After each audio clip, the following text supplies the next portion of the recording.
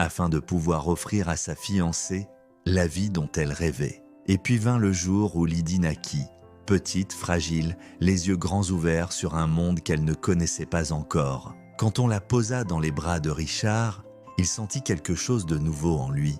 C'était une sensation nouvelle, celle d'être responsable, de devoir être fort, non pas pour lui-même, mais pour quelqu'un d'autre. Mais Louise, elle, était froide et distante. Elle disait avoir besoin de repos, de temps. On croirait qu'elle n'attendait que ce moment pour s'en débarrasser. Et Richard en était triste, car il ne comprenait pas la réaction de Louise face à ce beau cadeau de la vie. Un soir, pendant que Richard dormait, Louise disparut. Sans un mot, sans un adieu, elle laissa derrière elle son bébé âgé de quelques jours seulement et un cœur meurtri. À son réveil, Richard, très inquiet, a cherché Louise.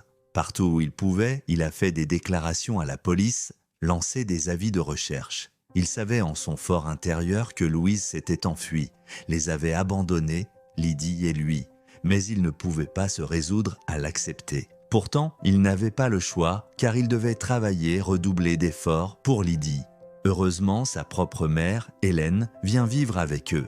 Avec patience, tendresse et amour, elle aide Richard à élever Lydie. 7 années passèrent. Lydie grandit. Elle avait les yeux de sa mère. Elle était curieuse, vive, drôle, parfois impertinente, mais toujours pleine de tendresse. 1 an auparavant, la chance avait enfin souri à Richard. Il a enfin décroché un emploi stable, et pas des moindres, un poste dans une grande institution internationale. Il gagne bien sa vie, très bien même.